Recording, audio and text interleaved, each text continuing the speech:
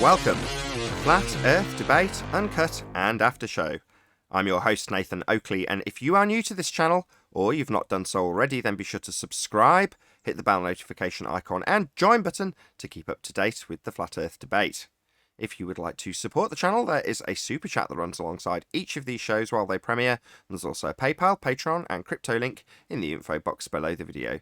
Speaking of Patreon, I'm going to do a quick shout out to all of you who do support me on Patreon, so a massive shout out of thanks and appreciation to Guns of Navarone, RMP, Troy Shuka, Bowsnail, Joseph Pizarro, Samson, Maris, Mobile Mac 777, Neo the One, Lost Cat FE, Rob W, Open Minded, Reese Pound, Del West Watson, Mike, Muted, Dick Earth Skeptic, NA Literalist, Maria Neelands, Unbelievable Productions, Blue Ridge Ranger, Rob H, The Real Gabster, Windrider, Liam Nedrick, Abraham Mohammed, Dave Rakia Gafford, Naibai, Adrian Quintana, Skeptic936, Life is Short, Fireball X, TheFlatEarthChannel.com, Texas Mike, Edwin Johnson, Kirsten Smith, Alexander Main, and David Wayne Foster. So another massive thank you to all of you for supporting me on Patreon. Now I'm going to raise the mic on whoever is in Discord and Google so you can enjoy their conversation while I set up for today's live show.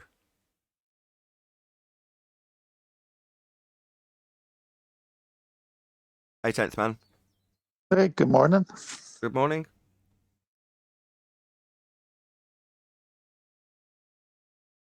And hello everyone in Discord. Hey, John, is it John and Neil? Yeah, John and Neil are on too. Hey. Hey, 2222. Morning.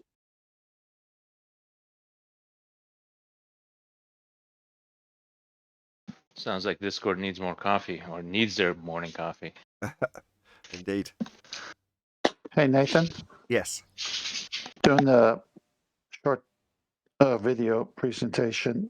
It's give it time to load the mastery. It's about 5 minutes, 4 seconds long, and John should get a kick out of this. I think he was the one who suggested I should get commentary from ballers on what's happening to some of my slides about how the sextant works and the sun rays and everything. Okay. Want me to play it? So, yeah, go ahead. It's pretty. Well, here, let me set it up. It's a cognitive dissonance at its best. Funny angles. Have any audio? Yeah, it's got audio. It just needs to load up. So it's my slides and their audio from their own channels. Okay, I don't hear any audio. Hang on, it got to load. This should have. It took a while to download it, but it should load. It's playing. Just can't hear anything. Turn it up. There isn't a volume in Skype. Oh, hang on. You gotta be kidding me.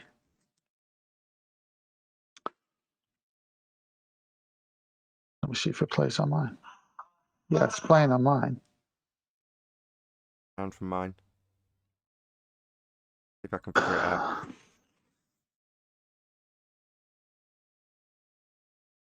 It's just one of those mornings. Nothing's gonna go right.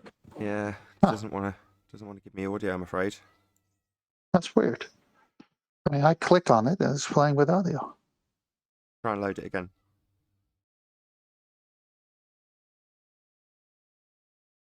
No, nothing. You want me to play my audio through my thing and then time it? Is it you that's done the voiceover? No, I've just copied their voice from their channels, the Ballers channels, and put it on it. Oh, bummer. Hold on. Let me see if I can send it to you It'll sound another way. absolutely horrendous now. I don't want you to play the audio. It'll sound What's that? horrible. What's that? Try and just send it again to see if I can get it to work.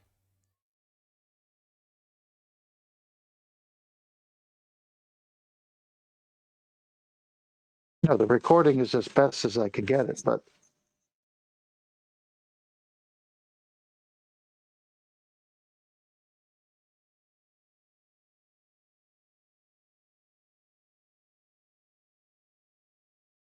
I'll save it. It might be that I can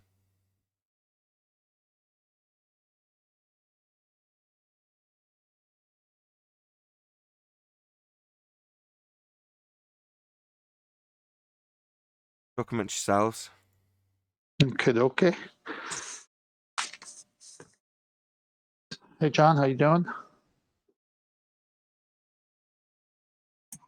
All right, how you doing, Tim? Good. You said there were technical problems in other places as well today? Yeah, I got a crappy mic. You sound It's all fine right. now. It's fine.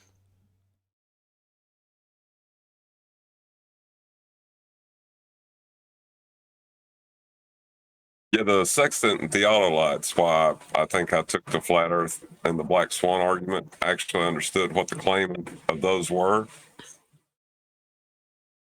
I don't know why more people don't understand it.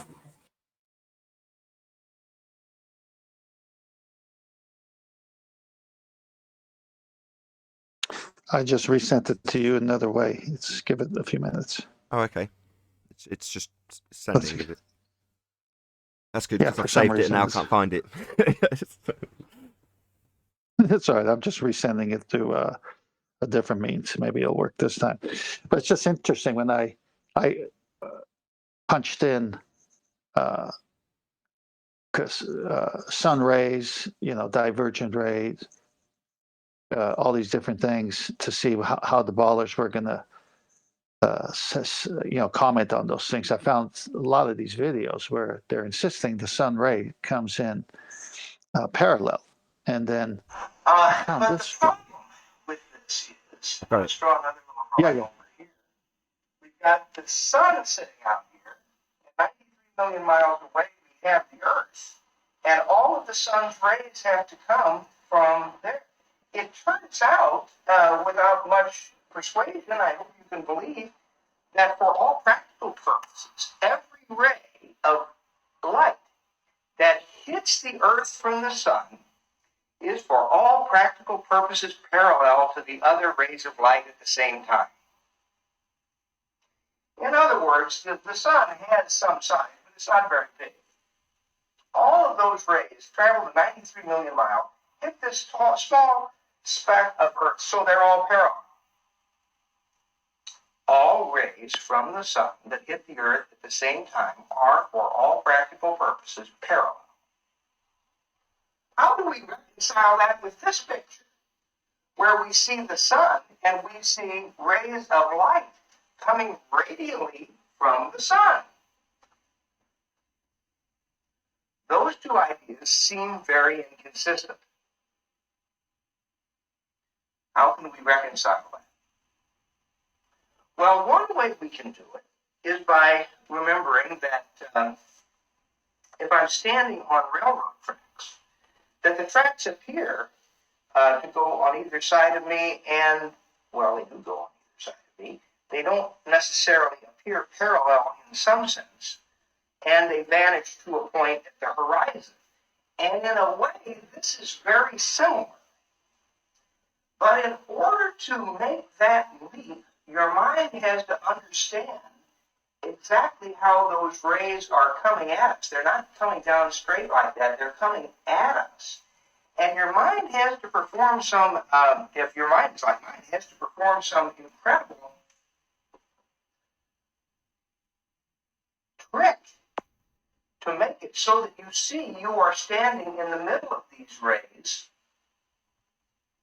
and that they are parallel going to an optical infinity.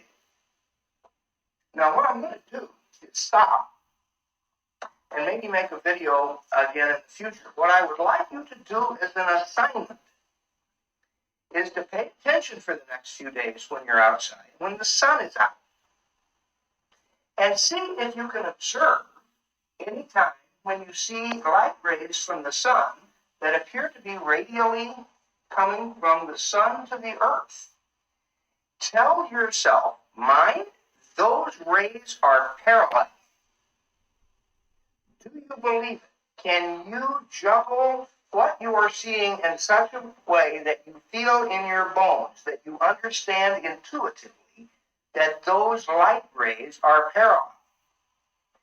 Now, to the best of my knowledge, I have only done that once in my life, where I sat there and stared at it long enough that I realized how that could be. Every other time I try, usually I'm driving home from work or something like that, I just can't get my head around it, but I know it's true. And I've been thinking about it for a couple of days now that I knew I was going to make this video. And I have a couple of ideas of tricks of what to tell your mind so that you see the radial propagation of the rays, and yet you still realize in your mind and in your heart that those rays are parallel. Now we've got light coming in. We don't have light coming in at weird angles here. We have light coming in from so far away that the light that I see is coming virtually in a line parallel to the light that Joe sees. All the light from that distant body, celestial body, are parallel to each other, wherever we are on the surface of the earth. All those lines of light are parallel. Now that's a bit of an approximation, but they're so close to parallel that we can assume that they are parallel. Okay? So that's how the light from the sun, the planets, the stars is coming down to the earth, parallel lines. If you think of the light as coming from a point that's close to the earth at funny angles, all these different angles, celestial navigation absolutely does not work. Or you'd have to correct for the angles, and that is something we don't want to have to do.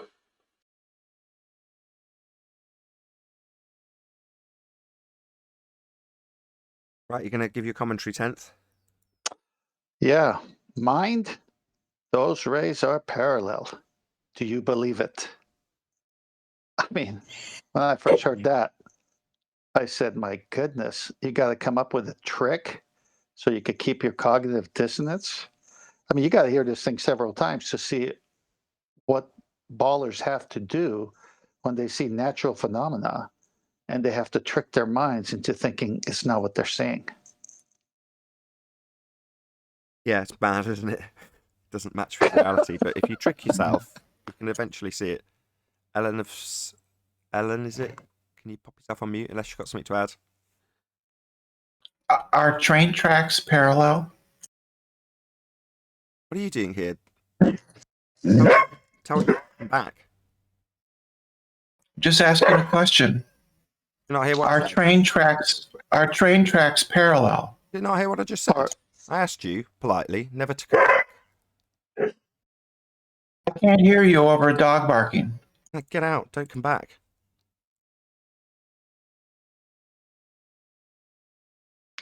Are train tracks light?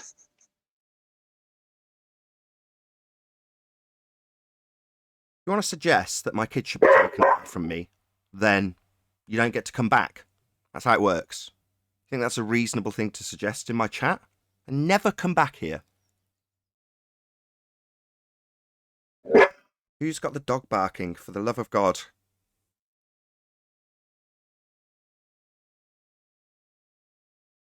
Thank you, 10th. That was excellent. Yeah, definitely. Nonsense. Yeah, you've got Definitely in one of the pictures, you had multiple hotspots in various different local positions. So within the frame of the camera, you're like, well, it's coming down and converging from your local position, yet we're expected to believe that all over the Earth it's coming in parallel. It's like, it isn't.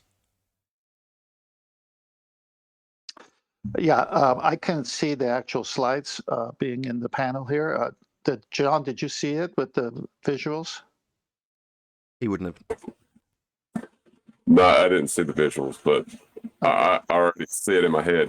Can you imagine it? I used to imagine it constantly.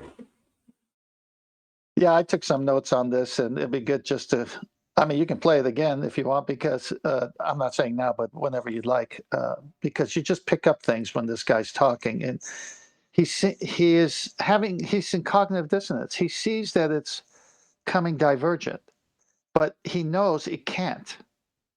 So he has to find a way to trick, and then he says, I've only done it once successfully, meaning he tricked himself once. So why would you want to go through life tricking yourself about what's naturally a phenomena? And this is what it is. If you have a belief in a model that isn't reality and you need to reify it somehow, So obviously that's going to involve a certain amount of trickery upon yourself. Amazing as it sounds, declared quite clearly by ball-believing idiots. They need to trick themselves into ball belief. The second audio was a video audio excerpt of a very long series of video content on how a sextant works. So this guy's teaches courses in college and stuff like that of how celestial navigation works. And he said that if it's rays that diverge, the celestial navigation can't work. Well, the opposite is that celestial navigation does work with the funny angles. So then the surface would have to be flat for that to work because the sextant works. You see the logic in that inference there.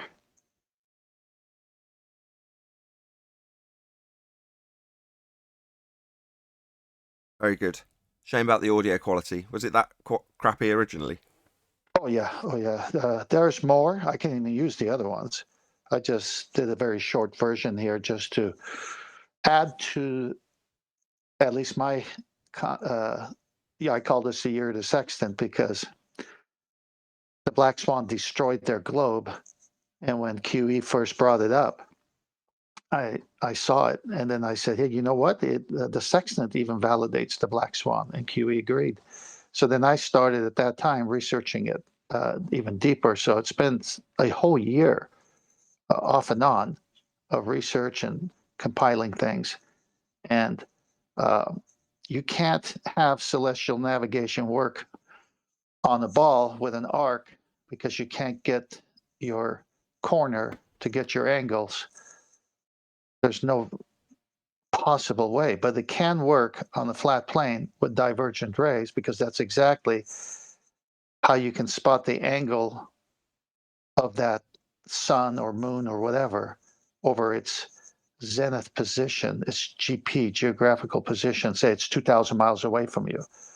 Well, in this case, what this guy was saying at the end was he had an example that he's coming from the Northwest, say Washington, state of Washington in America, and he wants to go to Hawaii.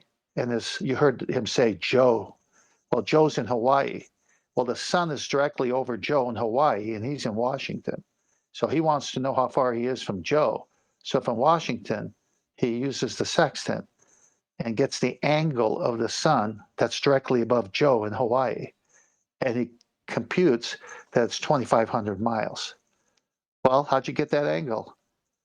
You need two straight, you need a perpendicular, you need a 90 degree. Right. They start with a plane and then they just assume that it's a sphere.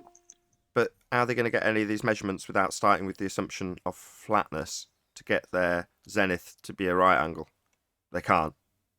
They have to have it flat to take a measurement in the first instance, is what you're saying, right? Well, he said it at the end, celestial navigation can't work if the sun's rays come in at funny angles. But guess what? The sun's rays come in at funny angles, so how come it's working? Funny angles. I wondered where you got that from. Funny angles. Yeah. Well, he said it. I know. What? It just sounded funny when you said it, but I didn't mention it. I thought you must have got that somewhere because that's not something you say. No, it isn't. Hello, guys. Hello, Alan. Hey, Arvid. Good to have you. Good morning. Morning. Hey, Elijah.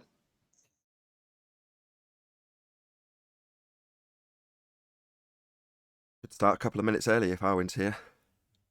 Yep.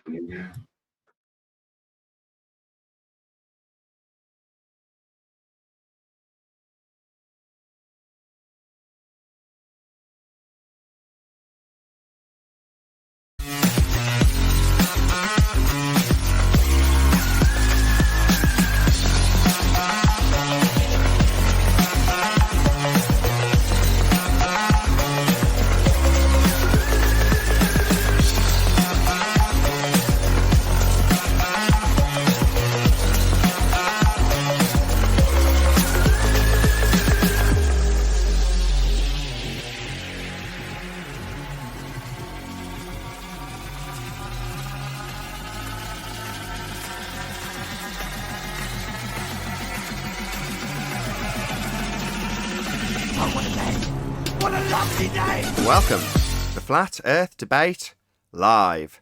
I'm your host, Nathan Oakley, and if you are new to this channel, or you've not done so already, then be sure to subscribe, hit the bell notification icon, and join button if you'd like to become a Nathan Oakley 1980 channel member and keep up to date with the Flat Earth Debate. If you would like to support the channel, there is a super chat that runs alongside each of these shows while they are live. There's also a PayPal, Patreon, and crypto link in the info box below the video. Most importantly, if you'd like to join the discussion, simply mute the page you are currently watching, then click the link in the info box below this video to join the panel and express your views on the nature of Earth. If you do join, please don't swear. If you do, you'll be ejected, and if you are, please don't try to rejoin the stream using sock accounts. You'll be warmly welcome back on the next stream. Please also share the show on social media. Sharing the show obviously increases the live audience, but this in turn increases the chances of a more diverse panel. So please share the show on Facebook and Twitter.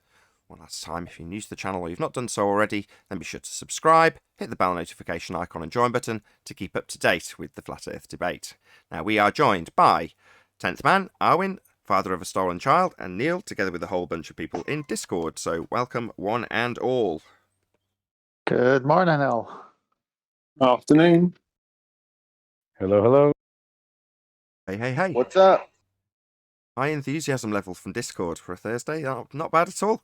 Can't complain. Any evidence of physical geometric sphere edge horizons, formerly known as Earth curvature? Not a reality. Where? At the horizon, Arwin. Clue is in the question. Any evidence, that means proof, of a physical, that means like a hill, something getting in the way, geometric, as they claim we have a sphere beneath our feet, horizon, formerly known as Earth curvature. That's their claim.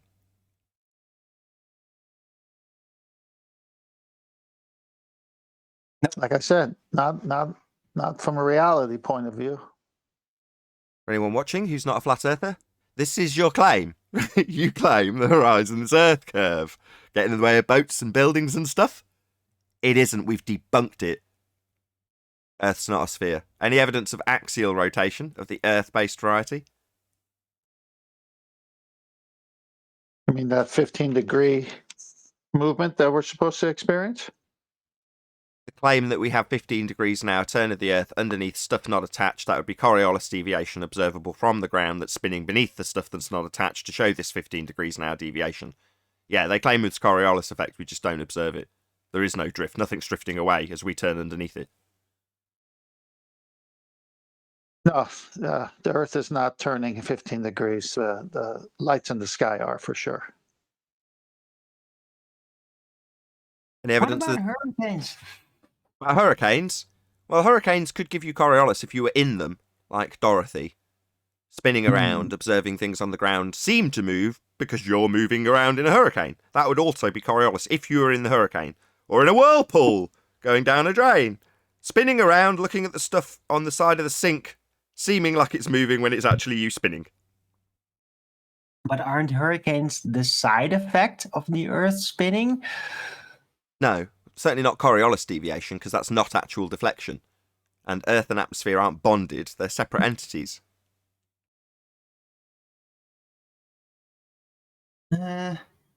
Moreover, if they were bonded, then you wouldn't have Coriolis effect, which is what they claim they do have. But that's just the trenches, right? Well, the globe claims they have Coriolis. It is spinning. It is deviating. Again. Well, don't the officials, Neil deGrasse Tyson, all that, basically say that it all does actually deviate?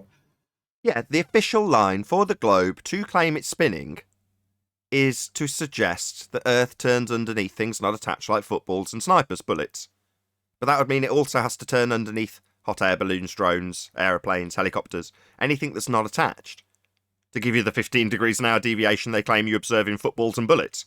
So they claim there's Coriolis effect. When we point out there isn't any, the people at trench level defend why there isn't any, with excuses like Earth and atmosphere travel as one, giving you no Coriolis effect as they claim they have. But has it ever been addressed at the high level? Like, did Neil deGrasse Tyson ever say, like, yes, everything deviates, including planes and drones? Doesn't matter. That's the claim. We know what they claim. They claim we have Coriolis effect. It's as simple as that.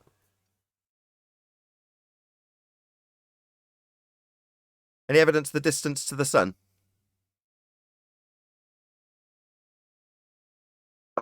I would say it's over there, but I can't be sure. It's too clouded. What about the distance to it, though? Oh, it's behind the clouds. That's not a distance. That's a vague description. You know how far the clouds are? I don't want distance to clouds. Don't ask him that. I don't know, like the close where they start close by or where they end up there. Because I'm pretty sure that if you go up there, it's still going to be over there. The sun, that is. How beautifully vague. Should we move on? Unless anybody in Discord's got a distance to the sun. Apparently not. The sun's intangible. Correct. Kind of a pointless question, Rams. But yes, indeed, it is intangible. We'll have a job running a tape measure to it. Anyway, any evidence of the R value, Earth radius? Black Swan. It's assumed. Yeah, part of the assumption that a horizon is physical and getting in the way of boats and buildings and stuff is to assume the R value by way of a derived measurement from that same horizon. Again, we've debunked that. Earth is not a sphere. It's been debunked. Wait, are you saying that assuming things, if everybody assumes it, that isn't proof? It isn't when you debunk it with the black swan from within the assumption. No, we pointed out that just assuming your outcome isn't proof, but they still said, well, we all assume it together, therefore it's still valid. So we had to go into the assumption, assume Earth's a sphere, radius 3959, and then demonstrate how the horizon's beyond the physical capabilities of a sphere with an edge to block boats and buildings. Therefore, Earth is not a sphere. But if it's been disproven, the radius, then why don't they stop assuming it? Called zealotry. Try taking a ball away from a kid. See how much they cry. Any scientific evidence of gravity? You got to define it first. It's a reification fallacy. The bending of space-time caused by the uneven distribution of mass. Well, maybe it will be proven one day once they establish what it actually is. We know what it is. It's the bending of a conceptual medium known as space-time. Pseudo-Riemannian force space is the geometry. The uneven distribution of mass is the cause. The effect is not a force. It's bending space-time. But that's in just a mathematics. description. That doesn't actually define what it is in the really is world. There isn't anything in the really is world. It's in the pseudo-Riemannian force space. Space-time world. Exactly. So it basically hasn't really been figured out what it is. It's been described, it's been metaphorically compared, but still that doesn't actually define what it is yet. So once it has actually been defined in the really is world, then maybe they could prove it. But there isn't anything in the really is world. Only in the Well, mathematical not force right space world. now. Not right now, not ever. Anyway, moving on. Any single viable hypothesis from any of the fields of astronomy, cosmology, or astrophysics? Not in the really is world. Maybe one day. Maybe one day they'll do some science, even though they rule the majority of the world's view on the place they're actually standing on. Yeah, but when you go for all the records and paperwork, it's probably going to be in some black hole. Boom, boom.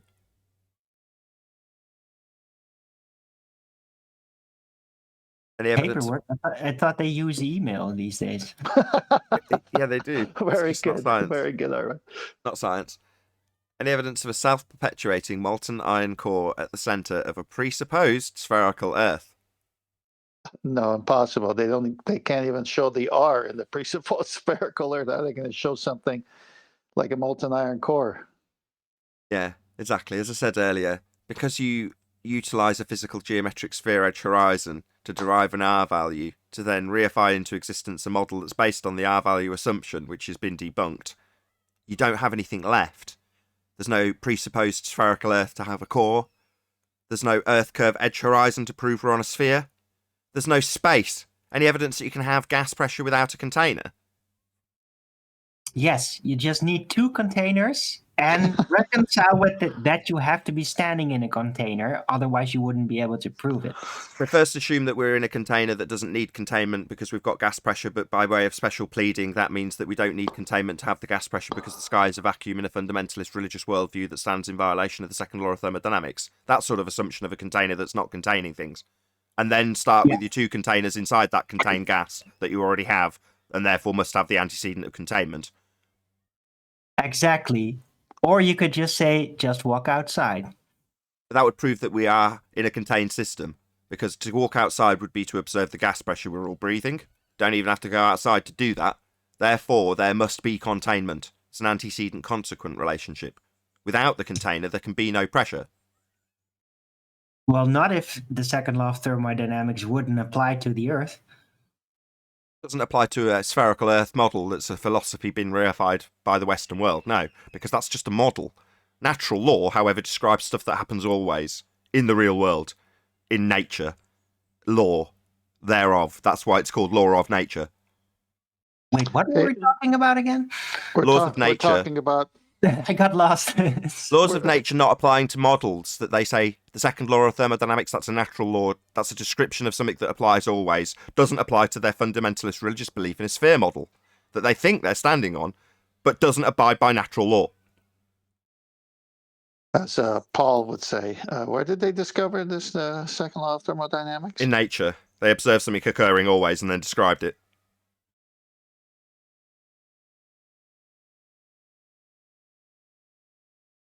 That concludes the housekeeping. Yay. Good summaries today, Nathan.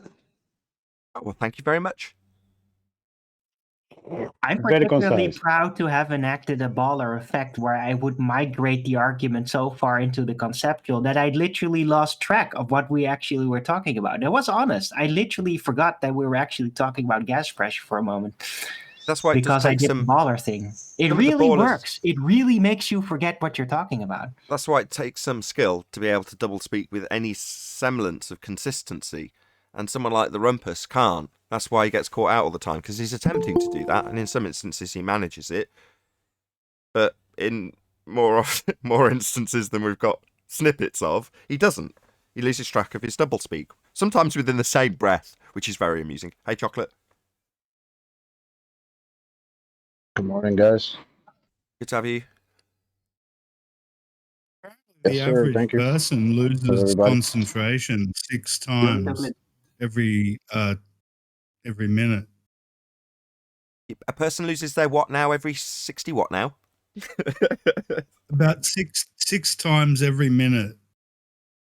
Apparently, the average person loses their concentration, or their concentration wavers on average. You sure you're not thinking Yeah, of well- goldfish? That's kind of high, don't you think? People also say the Earth is a globe, so I wouldn't believe everything you hear. Yeah. A lot of these stats are just made up. Like, men think about sex every 6 seconds or something. Just made up. Right. That's made Could up? be. Hold up. Yeah. I'm sure you can think about it every 6 seconds if you try to.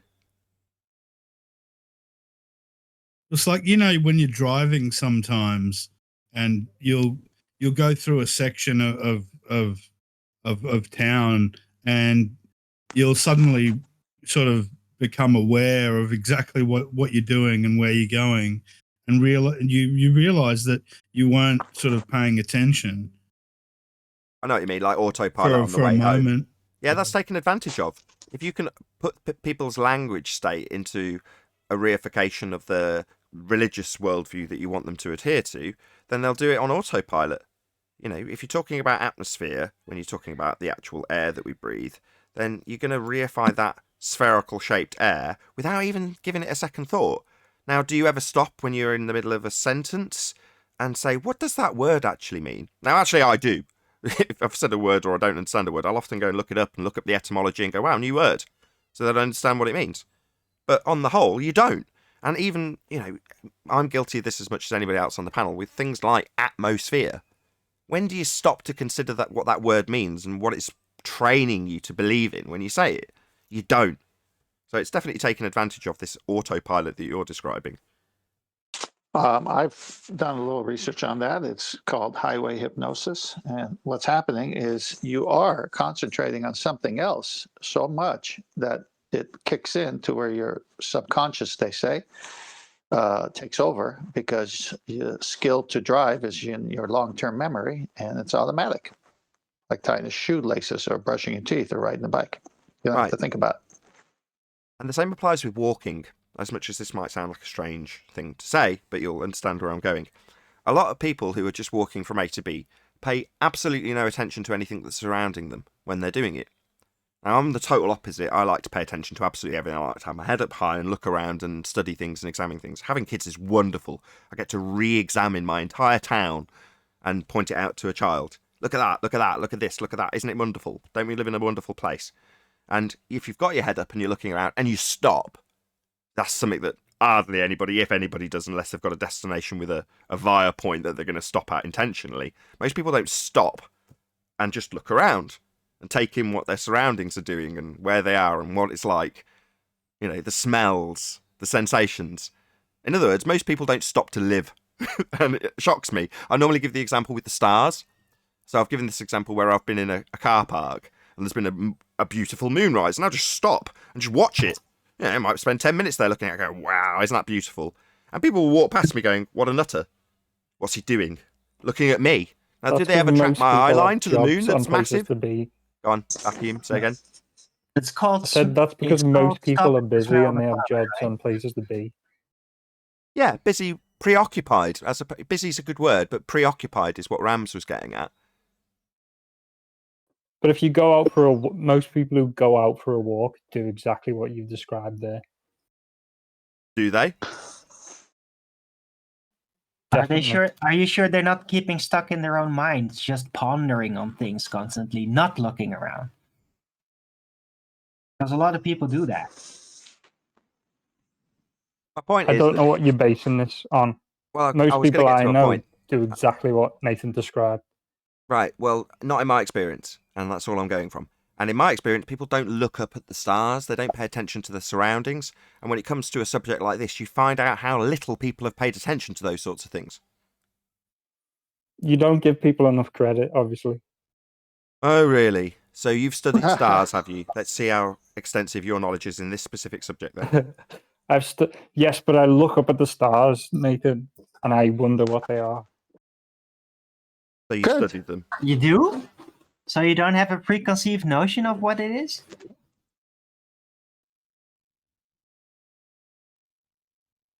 Well, that doesn't have anything to do with what I've just Did you notice anything interesting when you were studying them? They move.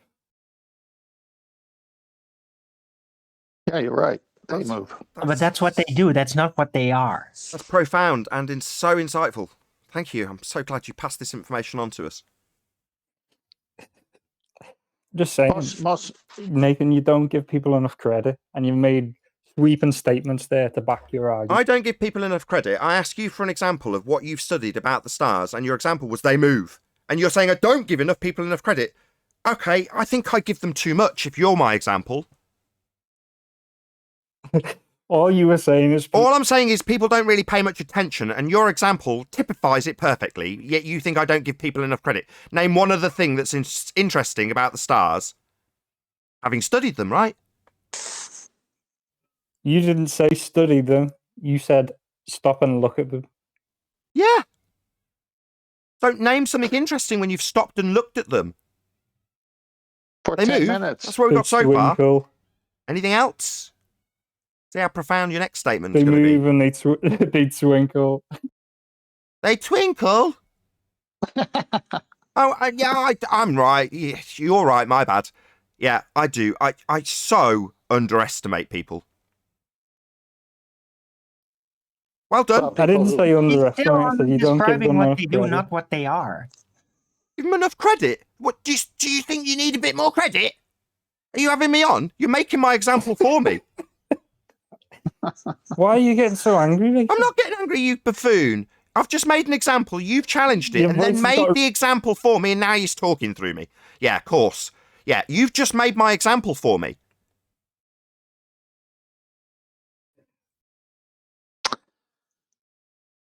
Most people walking, looking at the moon for a minute or two, are just going through a phase in their life. What are you basing this on? You just keep saying most people. What are you basing it on? I gave an example. Did you not listen? I gave a Hearsay. specific It's all example hearsay. to justify why I say that. I gave a very specific example. I described me stopping in a car park, seeing a beautiful moonrise and standing there for a prolonged period of time as people walked past me, looked at me funny, and never once tracked my eye line to actually see what I was looking at. They just gave me a funny look. That's an example from personal experience that I've given now twice. Why is it that when I give my example for a second time that completely contradicts your nonsense challenge, you just laugh? Is it because me pointing out that you haven't got a very long attention span is funny? I don't believe what you're saying, I though. couldn't give a crap about your belief. You're speaking for everybody, you realise, while you tell me about what you accept and believe, yet you're here talking about everybody. I'm giving examples of what I've experienced personally. Why are you here? You're getting very angry for Yeah, something. because why are you here? Are you just here to agitate and challenge something benign so you can have a little row? Is that your purpose here? Yeah. I that's his actually enjoy purpose. coming here. You just get really angry. No, I get dicks like you who make my examples for me after I say, yeah, people don't pay a great deal of attention to the stars. I give an example of how I've observed that to be the case, and you say, I don't believe you. Oh, really? That's really useful to my audience. Okay, so your point being that people don't pay attention to the moon or the stars. No, we started off with Rams giving an example of people being on autopilot. Then I expanded that out in how that's useful to take advantage of if you've got certain things in the language that automatically program you with certain concepts. I gave an example for that as well. It was atmosphere. Now, I don't doubt for 1 second you haven't listened to a single part of this train of thought that we are discussing in conversation. But you think it's worthy of challenge, and the bit you've challenged it on is how non-observant you are with your twinkling, moving stars. Sorry, someone was talking over you there, Nathan. I couldn't hear what you were saying. All right, that's lovely. Don't have much to offer, my I'm friend. not sure who it was. It wasn't Why me. is it every time this guy shows up, so we just end up in a spiral of nonsense? I don't even get it. Beats What is your actually purpose? presenting evidence for a sphere or challenging anything we actually put forward. Have you ever tried flying a drone on a train? No. Wow. Why? That would Why? just be an interesting experiment. I don't know what would happen, but it'd be interesting, wouldn't Don't know what an experiment is. it? Okay, maybe it's not Chocolate, a that was proper great. experiment, Wow. but it'd be an interesting test, wouldn't it? What are the three constituent parts of a hypothesis?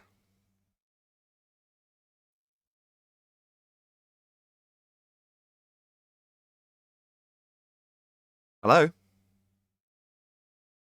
Said you got an experiment. That'd be a hypothesis test. What are the three constituent parts of a hypothesis?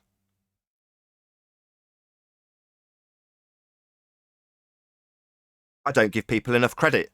Wrong. I'm surrounded by idiots. You're one of them. It's not an experiment, my stupid friend. He just droned off. Yep.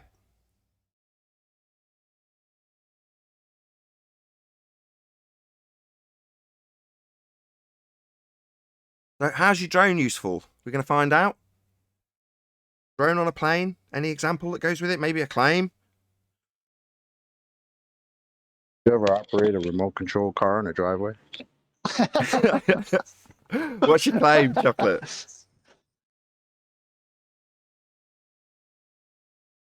Oh, merely a question of folly. Yeah, actually I have. I have operated a remote control car in a driveway. What of it? No, just asking. Just I see. Just making idle chit-chat. So as soon as we get the conversation on something that might actually yield a so-called proofsy got silent now, right?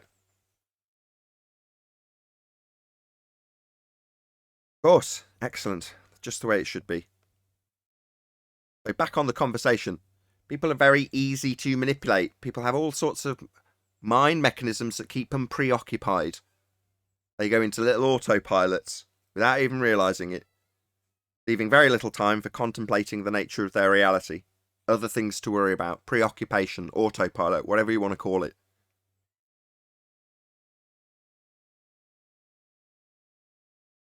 Who'd have known such a suggestion would be so divisive, Rams?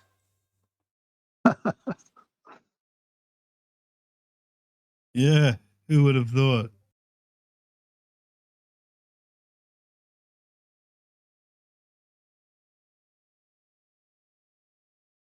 Yeah, if you can get the people talking about the paradigm without their acute awareness that they're using words that give them ideas. You know, obviously there's a certain level of education that goes behind that as well, preferably as young as possible, so that you don't give it a second thought after you've been taught it in a classroom that's very boring. But then you'll go on forever using words like atmosphere, not realizing that you're using something that doesn't make any sense. Atmo, air, sphere. Well, that's a shape. Well, air isn't sphere-shaped. That's nonsense. It takes the shape of its container. It's not sphere-shaped. But then you find out that they've got a whole sphere-shaped law to beg the question about containment not being required, with a not force that you can think of as a force called gravity, all by way of this one word, which is a whole convoluted explanation around it, and we use it in our common language. Without even realising it, we're on autopilot to reify a sphere by way of sphere-shaped air. Did you shadow mute me, Nathan? No. Didn't do anything. You definitely No, did. hold on a sec. It seems like you lost connection. Yeah, I couldn't hear you. Yeah, you just went silent. We just assumed you just got That seems to happen a lot to me. Hold on. But You that lost sounds like a connection, good and on idea to rejoin, do, you get Nathan. muted Why by don't you do that? automatically. Yeah, if you drop and rejoin. But no, I dropped the connection because I went mute and I couldn't hear anything. Right. Well, that happens because. Anyways, continue, Nathan. It happens because Very it's technology suspicious. and Very, electronics. Not very Quit suspicious. I crying just about explained it. it to you. Come on. Okay. Make a point. Quit crying about technology that doesn't work sometimes. Listen, it's a good idea to do that anyway. Muting him. Shame up anyway. Hi, Brian. That's Neil. Brian, Neil, same thing. We don't give people enough credit. You won't even use people's correct name. That's all right. I take that as a compliment. Nathan. Yes, whoever that was. Coming back to your hypothesis problem. I don't have a hypothesis the problem. 3 parts would be, in my opinion, first you need a problem, like an observation. Then you would propose a solution, and then confirm the experiment. That's what you Or think a the hypothesis is. Wrong. Oh, not this again. I wasn't even talking about a hypothesis. You brought that Someone up. else is talking now, what my is friend. it, Nathan? Someone else is talking. Vacuum. It's incorrect. Sam, here. Okay. What are the 3 parts then? You tell me. I just told you that it's wrong. Correct, If it is you're wrong. saying these aren't the 3 parts, then you have to know better, don't you? I do. I'm just asking you. All right.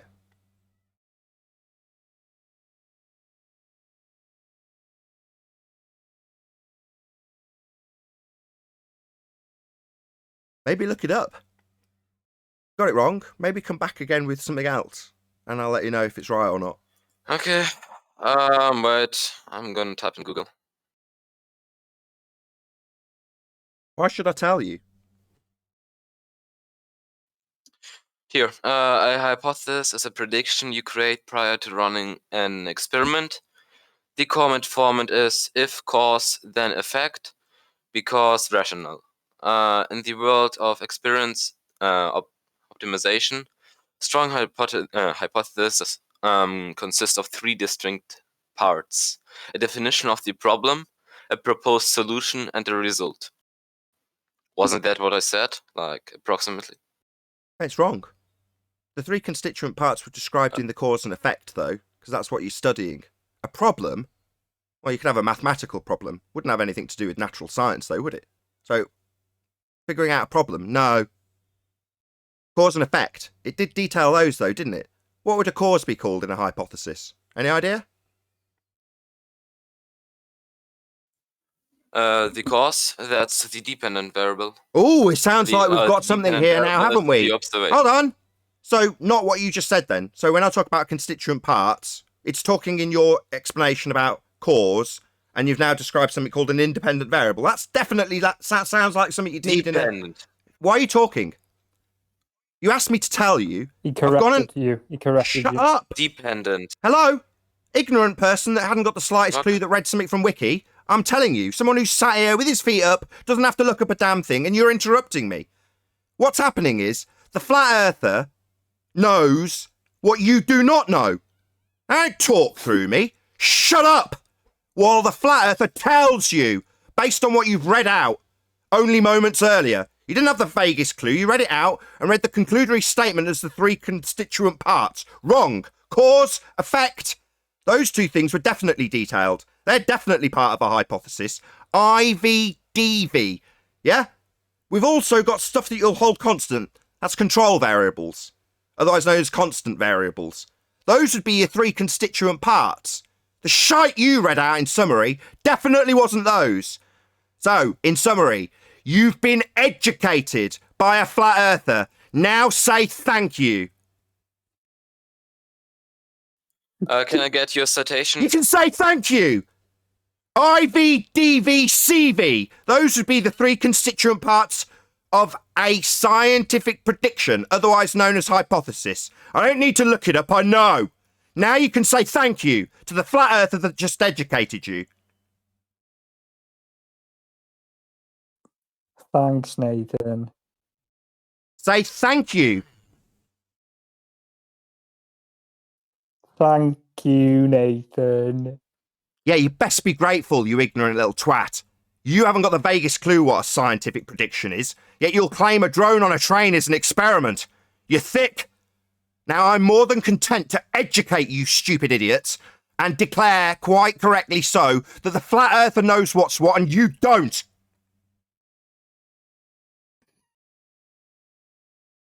You're an embarrassment to your globe belief. You're being educated by a flat earther. I still haven't heard a thank you from you, Sam. No, he did. He said thank you. Shut up, vacuum. Sam, you've been educated about what you need in a scientific prediction, otherwise known as hypothesis. You didn't have the vaguest clue. You gave me an incorrect answer. Now I've educated you, as requested. So at your request, you've been educated by a flat earther. Now say thank you. He said thank you, Nathan. I said thank you. Good lad. And for all of you in the audience, let's make it absolutely plain. We as flat earthers understand what science is. You as globe-believing morons do not. Laugh it up. That's the reality of the situation. I've just had to educate you two clowns in what science is after you, vacuum, making an incorrect declaration about having an experiment. You didn't, you stupid idiot. Now you've been corrected by the flat earther. Hope you're proud. You're an embarrassment to your globe faith. You should run the Chinese re-education camps, Nathan. Right, he asked me to tell him. I told him to look it up. He looked it up and it gave the details I was seeking. Thanks to him actually reading it out and concluding incorrectly by way of the summary in the thing he read out only moments earlier, that he had the three constituent parts, I had to correct him at his request. I've not dragged him here, you stupid idiot. He's come of his own volition and asked me something. He's then got an answer, the correct answer, from the flat earther. That's what's happened. You think that's a Chinese internment camp? No, it's a flat earther educating moron globe heads. That's what it is. You're going to die young if you don't chill out, you know. Get out. What the hell are you doing here, telling me I'm going to die? About time, get rid of that guy. That's the comeback. I point out how stupid these idiots are, and they haven't got the slightest idea what they claim when they use the word like experiment. And his response is to tell me I'm going to die.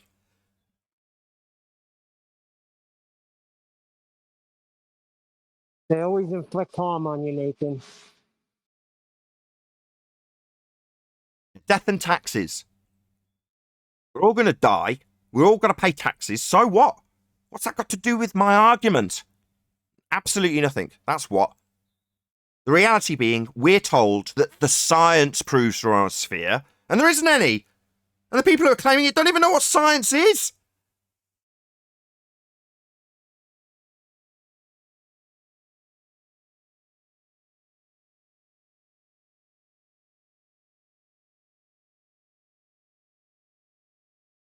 I'm embarrassed for them, the globe believers. I really am.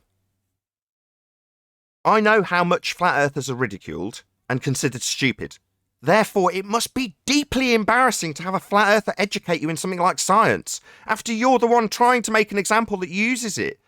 It's like, hello, you've just come here with a claim of science, but yet you're going to tell me off, tell me I underestimate people, and then tell me how the stars twinkle and move. It's like, my God, these people are retarded.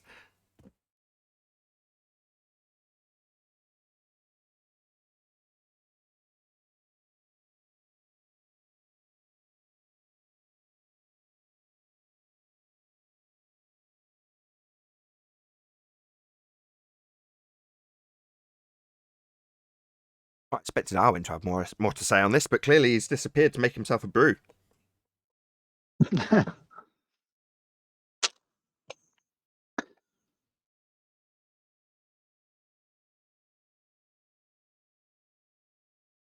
Maybe this is the way they get attention when you take them to the woodshed on their nonsense, and they just like that.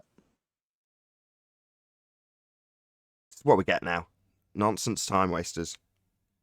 People with half a brain, as opposed to no brain at all, realise that if they come here, they're just going to get absolutely annihilated. So why bother? Just don't bother coming. And then the people with no brain... mocking us.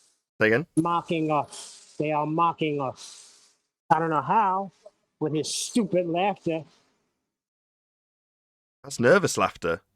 Comes straight after him being shown to be stupid.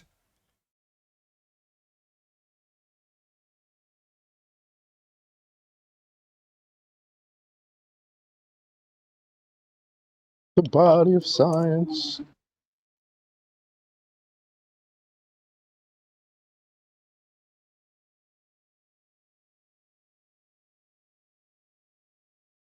Does nobody else find it embarrassing on their behalf? The body of science? Yeah. Does nobody else find it embarrassing for them?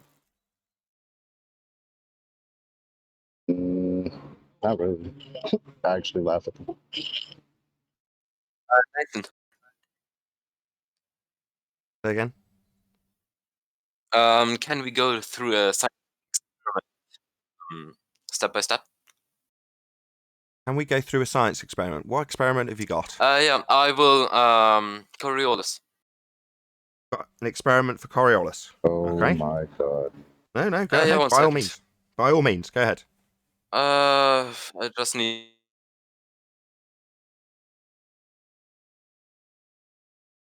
You've broken up, Paul. We've lost you. Or you've gone silent.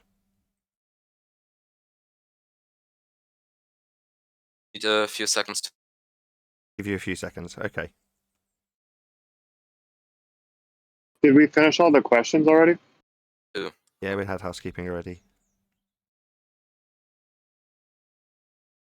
So Everything ready? We're ready whenever you are.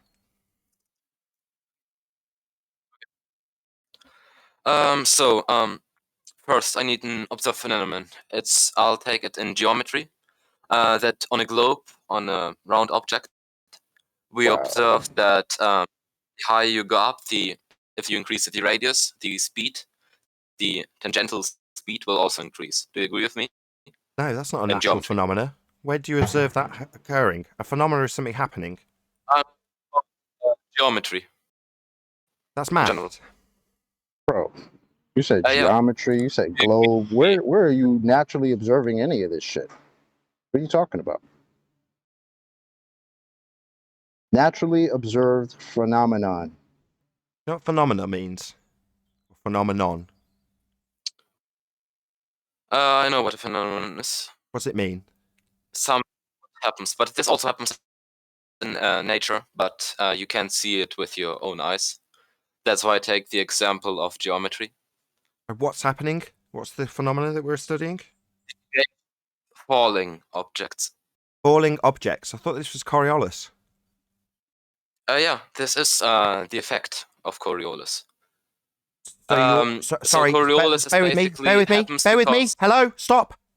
So Yeah, okay. you're saying the effect is falling object and the cause is Coriolis. So IV, independent variable Coriolis, DV, falling objects. Total fail. This is nonsense. Nathan, I disagree. I didn't say that. That's what you just told me. It's a cause. It's caused by Coriolis, you just said. No, I didn't say that. Look. I asked you what the natural phenomena was. You said falling objects. And then you said the cause of which is Coriolis. That's what you just said. Nathan, my dependent variable is the deviation of falling objects. My independent variable is the different tangential speed at different altitudes. Sorry, you're saying tangential speed causes falling objects? No, I'm saying tangential speed at the different speed at different altitudes causes falling objects to deviate. Where do we observe objects deviating in nature? We observe it all the time, but we can't see it with our eyes. Sorry, but it's happening. Where is this happening? Where do we observe this natural phenomena? Everywhere. Coriolis, artillery shots. If you let an object fall, it will happen. But in most cases, we can't measure it because this deviation is too small. Sorry, and an artillery shot is not a natural phenomena. Guys in Discord or G+, whoever it is. That's not a natural phenomena. But still, it happens on Earth. Are you deaf? I can use man-made objects to make an experiment. Sorry. Or to observe something. Natural phenomena. That's something occurring in nature. If it's a man that's made it, then the cause is a man making it. So natural science, exclusively interested in phenomena in the physical and natural world. Now, if you're going to try and ascertain the cause of a phenomena, and your cause is a man making it, you already know the cause. So only natural phenomena. So we're back to, where do we observe this deviation that you're claiming in nature? Please. It needs to be a natural phenomena we actually observe first. If something falls down, it's natural. Things falling down. And when I drop something, it deviates, does it? There's always a deviation, but it's if you drop it now from 6 feet, it will be impossible to measure this deviation. Or even Sorry, see it. don't tell me where I can't see it. Are you deaf? Tell me where I can see it as a natural phenomena. Don't justify why I can't see it. It doesn't seem like we've got a phenomena that's natural here. God damn it. Don't sigh. It is a natural phenomenon. Things falling down. And there's no drift to observe in that thing falling down, according to what you've just told me. You don't No, don't interrupt me. You've just told me no drift to see. Wouldn't be noticeable, wouldn't see it. Then it's not observed, you stupid idiot. I'm supposed to be observing it? Don't just say it always occurs. That's begging the question. Yeah? Show me where it occurs. Don't show me something where it's not occurring and justify why it isn't. Do you understand? I'm going to show you where it's occurring in the experiment I'm doing after I No, this. it has to be occurring in nature, not in the experiment, because otherwise you're inducing it in a man-made device. You're conjuring the phenomena within the experiment. I need to know where it happens in nature. That's the 5th time. It happens everywhere. If you Don't just beg the question. Don't just assume it happens everywhere and then justify why I don't see it when I drop something from 6 feet. Show me where it occurs. Nathan, in geometry, That's maths. Are you dumb? We have done that 4 times. Not maths. Physical reality. Where do we observe it? Don't tell me about geometry. Don't tell me about dropping something and not observing it, because that's not observing a phenomena. Can I finish my point? You can show me where it happens in nature. I will want to finish my point. So, in geometry... No, I want a naturally occurring phenomenon, not a point. I want a DV. We covered what a hypothesis was. It was painful. I had to educate you only minutes ago. Now you want to talk about an explanation. No! We're talking about hypotheses, and therefore we first need to observe a phenomenon. That's a dependent variable. That is the only thing you're going to be focused on. We're not going to listen to your explanation. You're going to give me a DV! The deviation of falling bodies on rotating spheres. Sorry, that's an assumption that we're on a rotating sphere now, isn't it? Look, and that's why I'm going... Where do we observe this deviation, clown shoes? Everywhere. And that's your assumption, and then when I ask if I see it in a 6-foot item that I drop, you say we don't. So we don't see it everywhere. You've told me already we don't see it everywhere. That's wrong. You've told me how we don't see it. You can't... We can't see it with our bare... You've just told me how we don't see it if I drop something. It's not observable. Nathan, I just gave you a link. You just told me how we don't see it only moments ago. I don't want a link. I want you to tell me where we see it. We see it if we measure it. We need to measure it. Yeah, we've got to see it before we can measure it, dipshit. Micro level. Where do we see it? We see it everywhere, Nate. That's you begging the question. Constantly begging the question. I assume it's seen everywhere. Will I see it if I drop something from 6 feet? No, we won't see it. So definitely not everywhere. Not observable if I drop something, according to you. Nathan, can you see an atom? Can you see atoms? No. I don't give a crap. I'm asking you where you see your claim stuff deviates. You're yet to tell me. So, for example, in this experiment, I posted a link in chat. Not an experiment. We haven't even got to the experiment yet. I want the dependent variable. We're nowhere near experiment. The deviation of falling bodies on a rotating sphere. That's an assumption that we're on a rotating sphere, but you're not showing me where we observe this phenomena. We observe this phenomenon on rotating spheres, and that's... Yeah, that's nice. And you're going to assume that we're on a rotating sphere, are you? No. I need to know where we observe this in nature. I have to prove it. That's why I have to... No, you have to observe it first. Step 1, observe natural phenomena.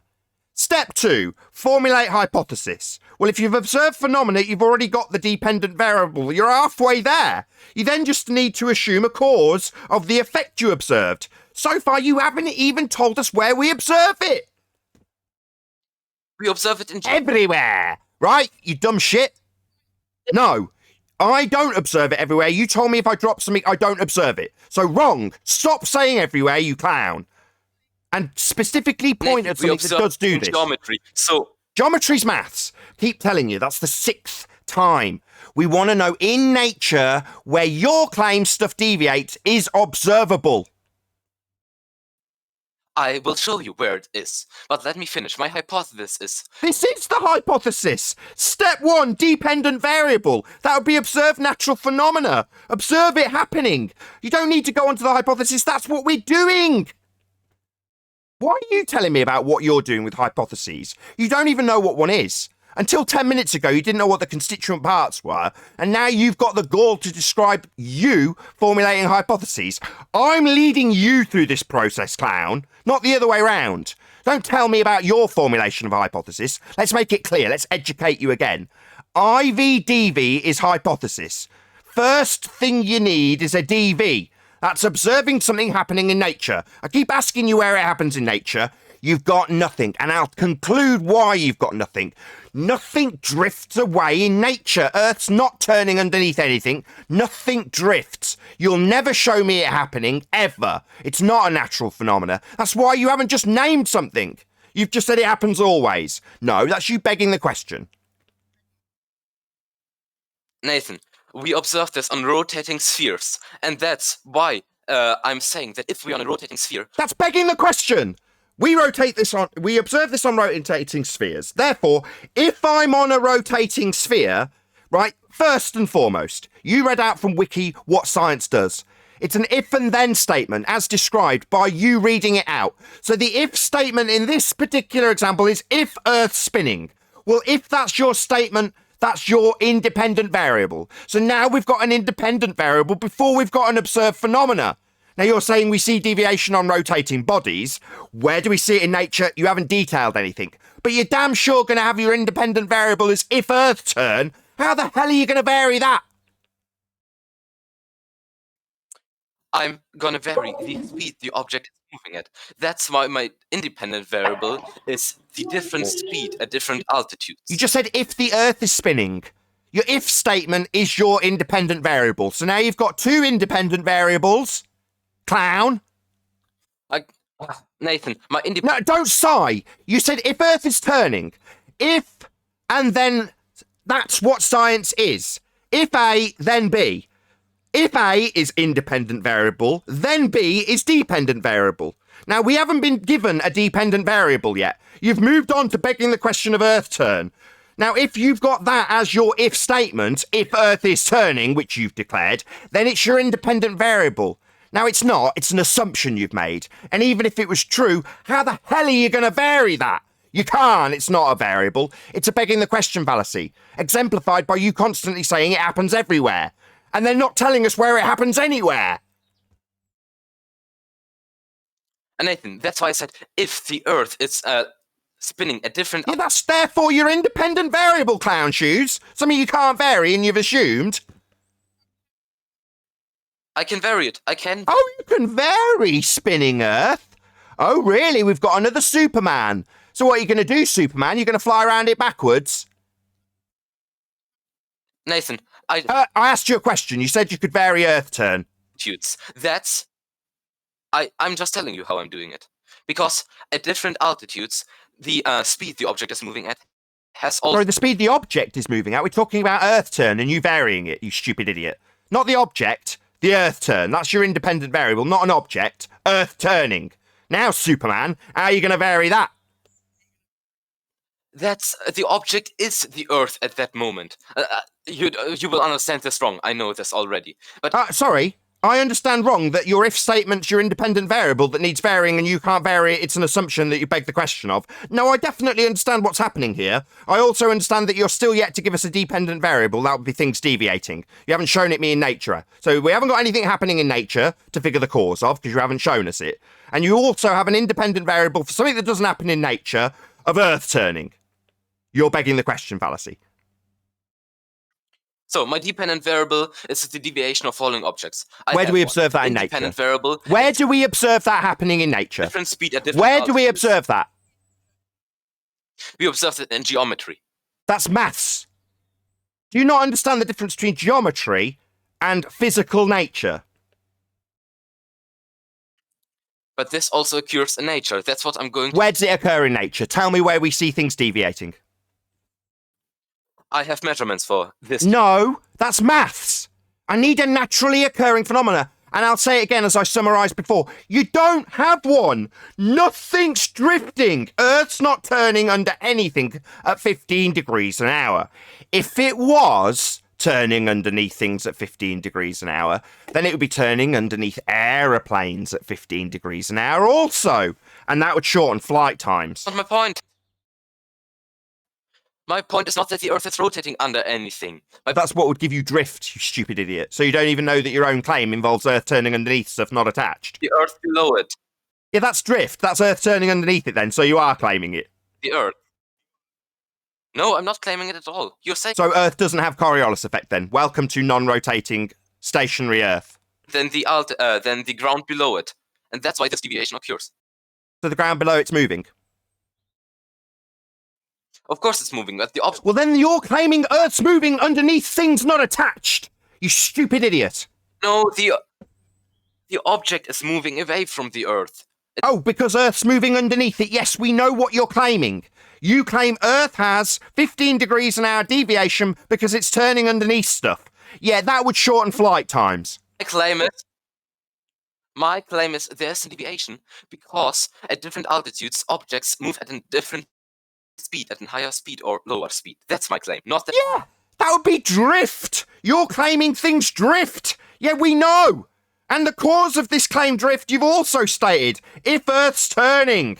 We know what you claim causes it. We know what you claim is a phenomena. You just can't show us it happening in nature, and your assumed cause of it can't be varied. So it's definitely not science. But Nathan, I measured, and not I, but someone measured this deviation. Where? It was 1/24th of an inch from a 300. Where was this measured? Drop. What was Someone occurring? dropped. Hello? 27th time? Yeah. Where did this get observed in nature to then be measured? What did they measure that they observed first to measure? My God, it's like pulling teeth. Look, they observed it in geometry on... So we didn't observe it in nature, we observed it in maths then? So when you say they observed it in nature and here's my calculation, I ask where it's observed, you say in maths. No, mate, that's not observing something in nature, you utter clown. Okay, it's observed in math. What's... Oh, really? Oh, well, that's for a math forum. Here, us flat earth realists, we deal with physical reality, not abstract maths. Bugger off to a maths forum so you can talk about the abstract. We talk about nature here, not maths. Idiot, you're in the wrong place. Go somewhere to reify abstract maths. That's not physics. Nathan, that's not physics, clown. Beautiful. That's not physics, you total moron. You don't know the difference between science and maths. Do you need me to educate you in the difference? Again, a flat earther having to educate a clown about things happening in geometry not being physics? Say thank you, Nathan. Thank you for educating me in the difference between maths and science. I'd like another thank you. You're saying math isn't science. That's correct, you total idiot. Maths is maths. That's abstract descriptions. Science is physics, the physical and natural world. Hence me asking you to show us a phenomena, and you tell us it happens in geometry. You're an idiot. But Nathan... Not but Nathan. Thank you, Nathan. Thank you, flat earther, for educating my dumbass in the difference between maths and science. But show me proof. You can just say something and I can accept it. Show me... I can ask you for physical demonstrations of drift, you claim, 15 times, and you at the end actually admit that it only occurs in maths. It occurs in geometry? Yeah, that's not a natural phenomenon, you stupid idiot. That's maths. I can show you this on Earth. Oh yeah, so me asking 27 times where we observe this in nature isn't going to result in a 29th time and 30th time and 50th time of you telling me that it doesn't occur in nature, not directing me to something actually happening that I can observe happening, and tell me that it happens in maths, after assuming it happens all the time and telling me you can calculate it, but not telling me what's going to be calculated, i.e. what's the observed phenomena. There isn't one! I've made that conclusion 3 times. There's no phenomena to observe. Nothing's drifting. If Earth was turning underneath anything, it would be turning underneath aeroplanes, drones and helicopters, and we'd damn well notice. We don't, because Earth doesn't have any 15 degrees an hour deviation, precisely the thing you're claiming, and then can't direct me to it actually happening. That's why you're failing miserably. You don't know the difference between maths and science. With that, I'll say huge, massive, enormous thank you to both Discord and G+ panels for making today's live show possible. If you are watching this on either Nathan Oakley 1980 or Nathan Oakley Premiering streams, however, stay tuned as there will be an after show to follow. I've been Nathan Oakley, and I'll see you all in the next video.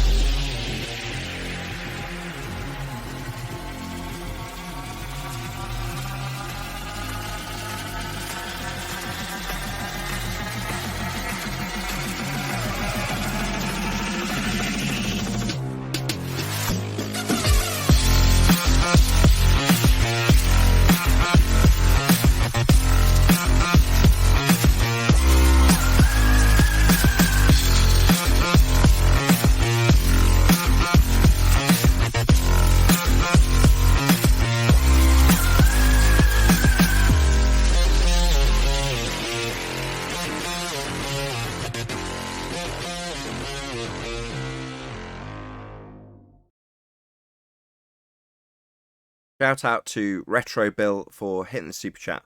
Perhaps the panel could do a special episode in style of AMSR in order to ease the baller's pain. Thank you very much indeed again to Retro Bill.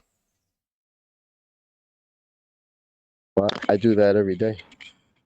Swan.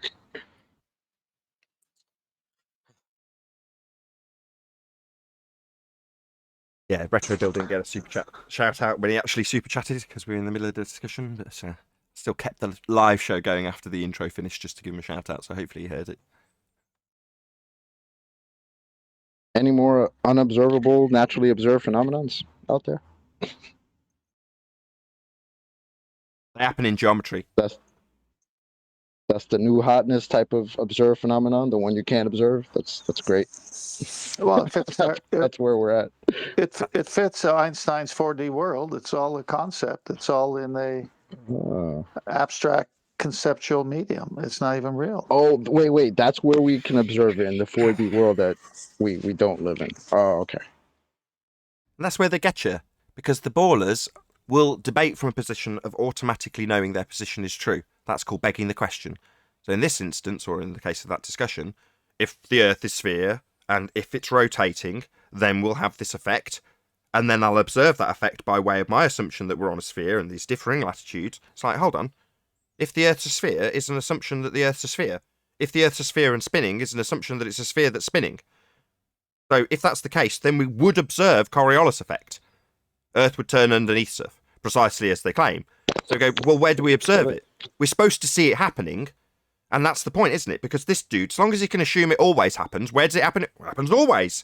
Well, most people will just let that slide. Okay, well, how do you show that it's happening always? I can show you. In nature? Oh, I can show you. I've asked you I have 27 calculations. times. Just tell me, where in nature do we observe things drifting? I have calculations. I That's have maths. Gosh. I'm going to kick you out, right? I'm not going to do this 50 times. That's maths. We want to know where in nature we see it happening. Nathan, first of all, I want to make clear, Coriolis is not the claim that the Earth is rotating beneath something. Yeah, Earth-based Coriolis is the claim that we have 15 degrees an hour deviation as Earth rotates underneath things like snipers' bullets, underneath things like footballs. Yeah, that's absolutely what Coriolis is claimed to have on an Earth that's spinning. That is what Coriolis is, Earth turning underneath stuff at 15 degrees an hour. You stupid idiot, that's what globe Earth claims. Show me. Are you aware Show me enough this to quote. even I want have to this see it. argument, man, about Show me Coriolis? exactly Like, where you it sure you says don't want to that talk Earth about is something rotating else? Because beneath you literally something. just destroyed your own damn self. You Sorry, don't even are know you- what Coriolis Ah, is. if you Sorry, I've got to prove to you that the globe claims it has Coriolis. Hello? Idiot. You're demanding that I prove to you that the globe claims it has Coriolis? Yeah, because he can't. Because he hasn't got any. He can't show us it happening. He hasn't got a natural phenomena of drift. That's Coriolis effect that globe claims it has. But in spite of the fact that he hasn't managed to show us any drift occurring in nature, now he's going to challenge me to prove the globe even claims it. Yeah, they definitely claim it. You just don't have it. You couldn't show it me, you idiot. Now you want me to prove that your side claims it? What an outrage. Yeah, globe definitely claims it's got Coriolis, you moron. Didn't you know? You were claiming it. Yeah, weren't you claiming it, bro? Are you serious? You stupid globe-believing retard. You were claiming things drift because Earth's turning. That's Coriolis effect, you stupid moron. Now you're challenging me to prove that the globe claims it at all because you've been proven wrong. We don't have any drift. So what, I've got to prove that you claim it now? Yeah, you definitely claim it. You specifically claim it. Nathan. Or you want to go ahead and say nobody claims that there's a Coriolis effect. I mean, Yeah, tell you need us. to just add that to the list. Yeah, tell us Does that anybody nobody's claim that claiming. there's a Coriolis effect, guy? Yeah, give us a Tim Osman line, you stupid globe-believing retard. Tell us that nobody claims the Earth has Coriolis effect. This is what Bev terms imaginometry. They can imagine things into reality. Why am I not getting a response? I've heard that. I've been challenged to prove that the globe claims it's got Coriolis effect by a guy who's come here claiming Coriolis effect and drift. Why? Why do we have drift? Well, if the Earth's turning. So this moron who's come here to claim it and fight for it is now challenging me to prove the globe actually claims it at all. Why? Well, because we've disproved it here. So now suddenly we need to prove it's even a claim that he's been making for the last hour. Stupid idiot. Why aren't you responding, stupid globe-believing idiot? Why would you want me to prove that globe claims Coriolis, moron? Doesn't know what it is. Do you know where you are? You've asked the flat earther to prove that your side claims Coriolis. They do.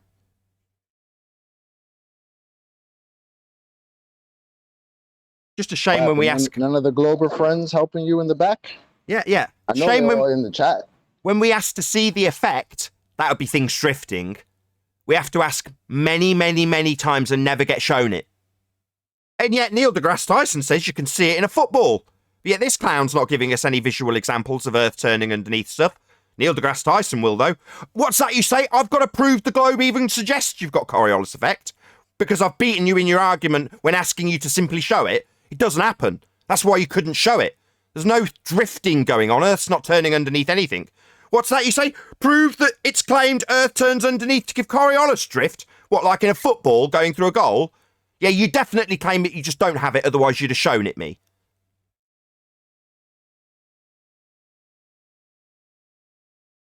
Earth's not turning. If it was, we'd have Coriolis effect.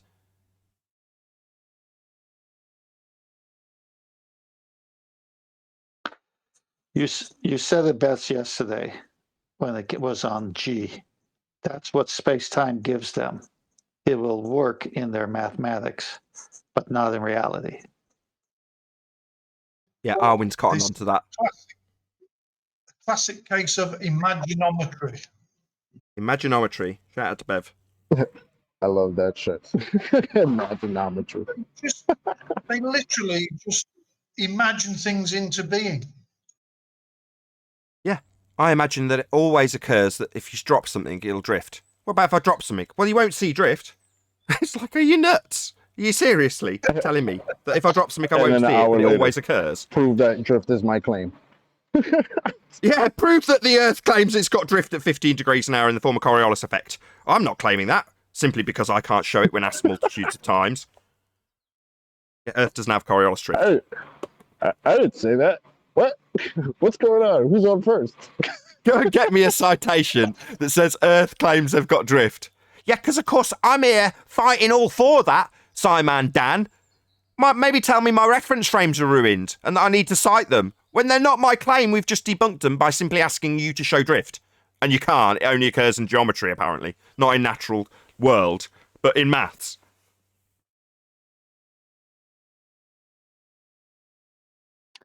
This is a highlight reel, a cure for early ballers. Once they hear this guy go in circles, they'll never be ballers.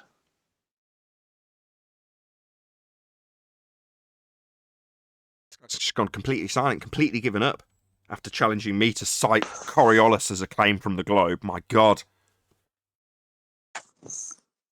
Well, the only drift I want to see is him drifting away. That was painful. Yeah, very. At one stage, he's like, I'm sure you won't understand this. What? The claim that you don't understand? You've asked me to cite that globe claims they've got Coriolis at all, after I've been beating it to death for the last hour.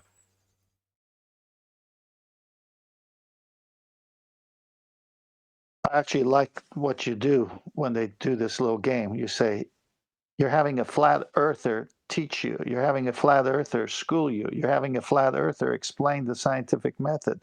You're having a flat earther. So, because all the globers have lied to him.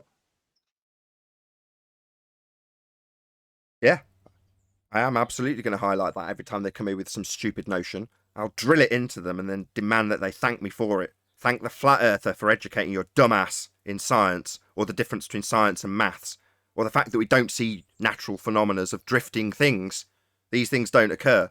In spite of your fundy faith that they do, because it happens in geometry and it's claimed Earth's a spinning sphere, therefore it must be happening on Earth always. I could just never show you it happening. In fact, if you point out that it's not happening, I'll demand that you prove the Earth actually claims it at all. That's so bad. I mean, gosh, go get professional help. Like, I can understand if maybe you're a little bit new to the subject and maybe you don't fully understand what you're saying. But how do you start it off with, well, I can make an experiment proving that this claim is indeed fact, and then end up with, well, could you prove to me that this is a claim? The same claim that I said I can make an experiment to prove that it is a claim that actually is factual? Can you prove that that's actually a claim? What? Did you just confuse yourself into delirium? I mean, that's insane. I'm so glad we're at that stage with Coriolis effect now. Go on, Arwin. Or whoever that was. I was going to say, I'm really pleased it's at that stage with Coriolis effect. It's like that with the Black Swan, where we'll literally get to the point where a funder will come in and relinquish their own faith in a sphere-edge horizon blocking boats and buildings. They'll have a picture up of horizons with a title, "This is Horizon," and they'll say, quote, "Nobody claims the horizon is Earth curve," because we've debunked it. So they have to claim nobody's claiming it. And likewise, when we debunk Coriolis drift, it's definitely claimed to have it, an Earth that's spinned, and we don't see it. And then they challenge us to prove that it's a globe claim. Who's claiming Earth turns underneath at 15 degrees now? Or you are. And it's also true of gas pressure without a container, because they come in with containers. Yeah. No, I exhausted one. Hold on a sec. Go ahead. Whoever that was in Discord. That was me, truth be told. I just want to ask these Globers to please just go and research the difference between maths and science. Please. Thank you.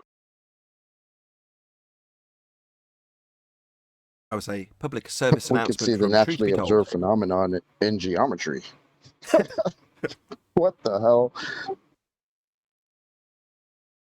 Yeah, that wasn't a great display. Ooh. The guy's quite new though. He's not been around for very long, so. And that's what I was trying to say. Like, if I could understand new people get into this, but like, maybe try a little bit of due diligence, or maybe like your fellow Globers in the back, instead of having you come in here and just make yourselves look crazy. Maybe y'all want to help them out a little bit. Maybe tell him that the Coriolis is actually a globe claim. That'll just be for a start, at least, man. I mean, come on.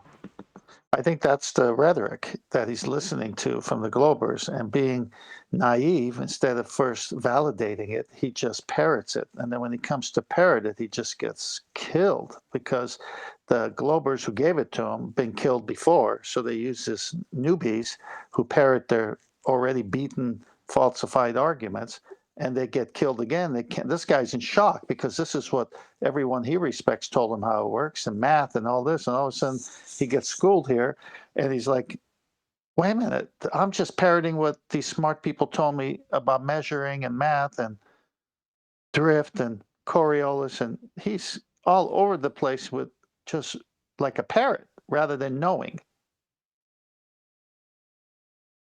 Now, knows how to beg the question. Happens everywhere.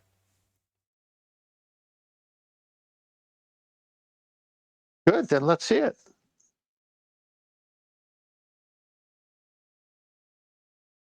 Nathan, It can happens everywhere ask in a question nature, about? except everywhere. Hold on.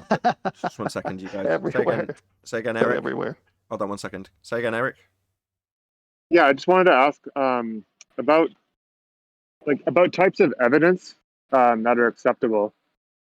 Like, I'm just like thinking about something in my head. Like, okay, for evidence that's acceptable, like in an example, I'm just gonna put this out here, is that say someone is like robbing banks over and over again, and they're leaving their name at the scene. Like, for example, like Eric, they left the name Eric, and you find a guy that his name's Eric, and he just keeps getting richer and richer out of nowhere, and you can see that like there's a guy named Eric, and he's getting richer out of nowhere. Like, he doesn't have an income, but this is like a type of evidence, but it's not physical evidence. So like, at what point can you accept something like that? What you've described isn't evidence, it's a correlation. That's not proof. That's a correlation. Proof and evidence are synonymous with one another. Evidence is proof. If you have evidence of something, then you've got a piece of information that proves something. That's what evidence is. Now, people misunderstand what evidence means, because evidence could lead you to the wrong conclusion, one that it wasn't evidence. But what if you keep stacking up similar sort of correlations? Like, I know you can't. Like, at some point, you have to like if it was that situation in your life and your house kept getting robbed and your neighbor was doing that sort of thing, like you don't have hard evidence of him breaking in and stealing everything. I get what you're saying. You're applying a very different standard. So a legal standard, or a historic standard, or a scientific standard, they're all very different things. So in this case, when you're talking about the predominance of evidence, circumstantial or otherwise, that can form a big enough picture in terms of enough correlation, which is what you're describing, to point the finger at a certain individual. Well, that's a very different standard. Here, the standard is cut and dry. It's much simpler for us than it is for a legal argument, because we ask for scientific evidence. Well, scientific evidence is empirical.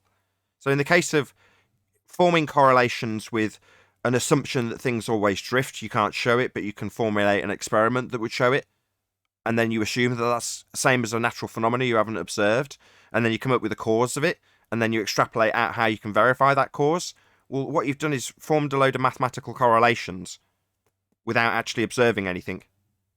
Well, in the case of science, you observe something happening and go, what causes that? And then you set about varying something you think causes it to see if you can cause it. If you cause it, you've empirically validated the cause. If you don't, you've empirically validated the null. And therefore, at the end of the process, you've got an empirical answer. You've proven something. Well, that's cut and dry. Empirical. So the standard that we ask for is empirical evidence, i.e. cut and dry, no contesting, set in stone, never to be changed, inviolable. Yeah? That's what you get at the end of experimentation. That's why it's set out in the way it is. It's very narrow. It's very difficult. But so what? That's what we ask for. There's plenty of science that's out there, and it benefits mankind greatly. And that term has been suggested when they present correlations, and they're not empirically validated. So here we have a very easy standard to adhere to, because our standard's empirical. That's what science offers. So all the videos and photos from space, that's not empirical. We covered this with you, 3 days ago? From a second law of thermodynamics violation sky vacuum, Narnia. It's not a real place. You can't take pictures from Narnia. You can't take pictures from a sky vacuum. You're it's not a real complaining place. about going over something 3 days ago. Are you really going to do that? We went over it with you. What about your housekeeping questions that your sycophants sort of play the global role to every single day? Guys, stop, please, Arwin. Please. Sorry, we went over with this with you personally. That's why I say we went over this 3 days ago, because it was with you. I've just given you some empirical evidence. No, you've said that they take pictures from somewhere that isn't real, and we point out how it isn't real. We ask daily if you can have gas pressure without a container. That's nonsense, isn't it? And now you're talking through me.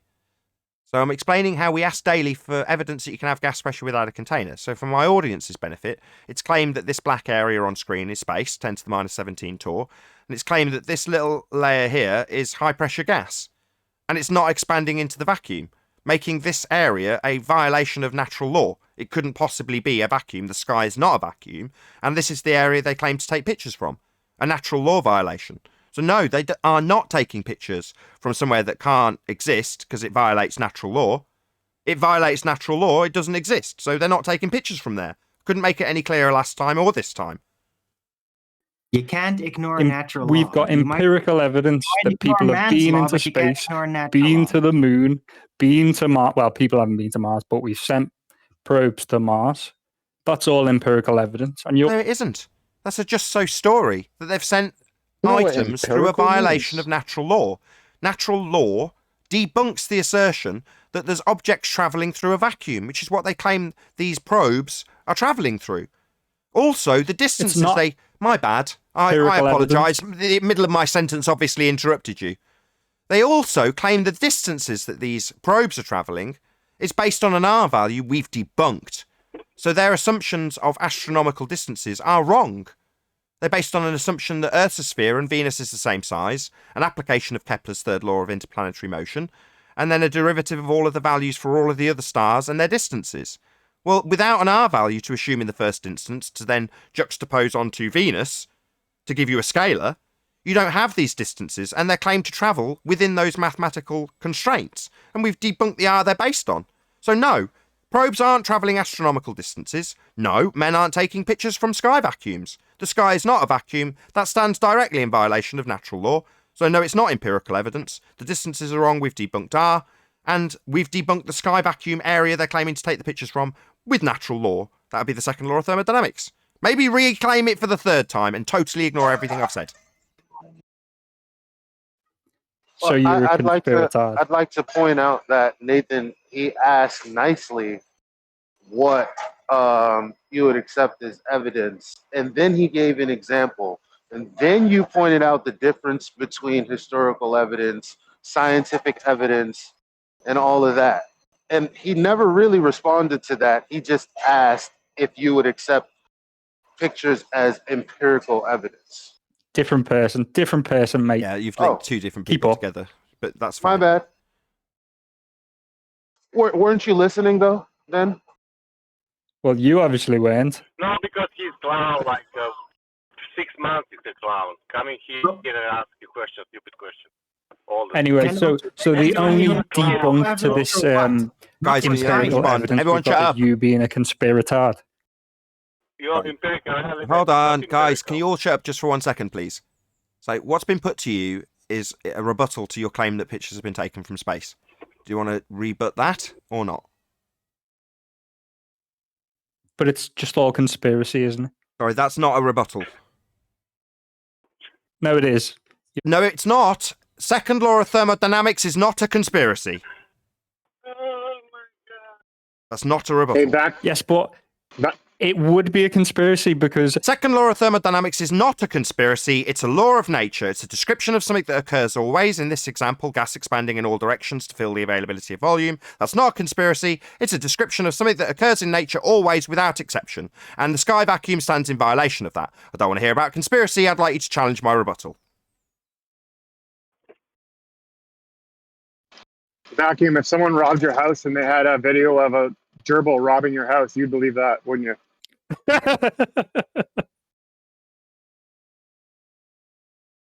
You don't want to hear conspirators come up with some shit. Third attempt. Sorry, guys, hello. I'm trying to retain some control. I don't want to hear about conspiracy. I'd like you to address the second law of thermodynamics. That's a natural law, not a conspiracy. I know you wouldn't like to hear about it, but it's all wrapped up, isn't it? Because all the major nations on Earth have sent people to space, so it must be a global conspiracy. Oh, the lie. You're a conspirator. I couldn't care less. We're here to debunk the assertion that the sky is a vacuum, not divine the thoughts of the people who've come up with that notion. The sky is not a vacuum. It stands in violation of natural law. I don't care about the motivation behind the lie. I'd like you to address my rebuttal to your claim that pictures can be taken from this natural law violation. You're still yet to do so. My claim is we have empirical evidence. And I've debunked that, because you can't have photos from a sky vacuum. It stands in violation of natural law. I don't want you to reassert your claim again. I'd like you to actually maybe acknowledge my rebuttal and then challenge it, not reassert your claim again. That it's a natural law violation. It just isn't, Nathan. That's a hand-wave dismissal. So you've acknowledged what I've rebutted you with and then hand-waved it. That's not a rebuttal. That's a hand-wave dismissal. Do you want to list some other fallacies? You like doing that, don't you? Do you want to rebut the natural law violation where you claim pictures come from or not?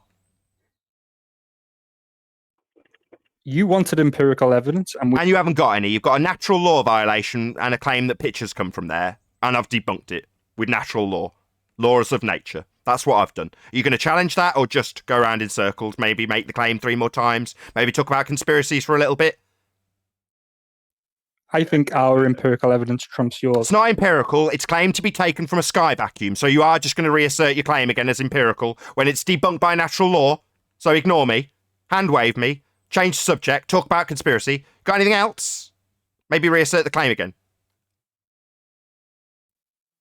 I think my job's done here. Yeah, you've been absolutely annihilated. You claim that you've got pictures from space. I debunk them. You don't. There are no pictures taken from Narnia. I mean space. Because if space was a space, gas would fill it, in line with entropy law. We've heard all this nonsense before. Nonsense? No, natural law, not conspiracy, not nonsense. Laws of nature aren't nonsense. I know that the fact your religious faith is violated by these natural laws makes them nonsense to you, but they're still laws of nature, not nonsense, no. Basically, you've admitted to be a conspirator. No, I haven't. I've described the law of nature. Yes, but that's nonsense. No, not yes, but I've described the law of nature that debunks your religious belief. You've hand-waved it and called me a conspiratard. Sound like a true religious fundy zealot, bro. That's what you sound like. This man should not be calling anybody a tard of any kind. You're projected. You are the tard. Our tard. Come on, he's clown. Tard? What's a tard? Come on, clown. Can you You said your job was done here. What was your job here again? Chocolate.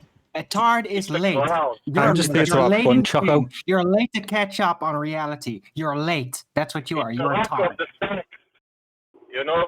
I just want to know what a tard is now. To retard is to hold back. Look it up. You just looked that up, haven't you, Nathan? It took you quite a long time. No. You having me on? Right, I'm literally sat here. I've got to actually do this now. I'm setting up to do an outro. That's what I'm doing, right? I haven't got a book in front of me. I'm putting my lights on, getting my little box of buttons ready. I'm not looking up what tard means. It's shortened retard, to hold back. Mentally, he's describing your cognition being held back. That would be to retard your cognition. Yeah, he's just shortened it. The fact that you don't know what it is and assume that I have to look it up, it's you. What, the one that thinks we underestimate people? No, we don't. We know how stupid the people we deal with here are. You're one of them.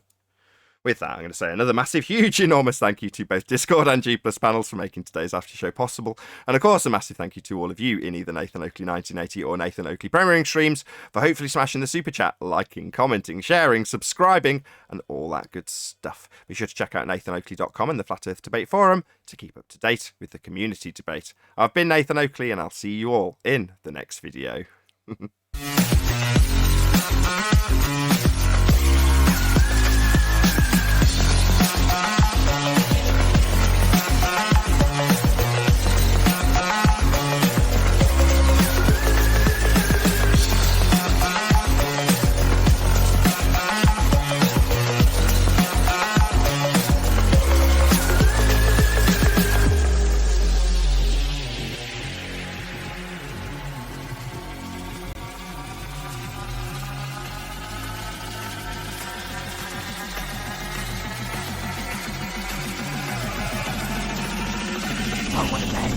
What a lovely day!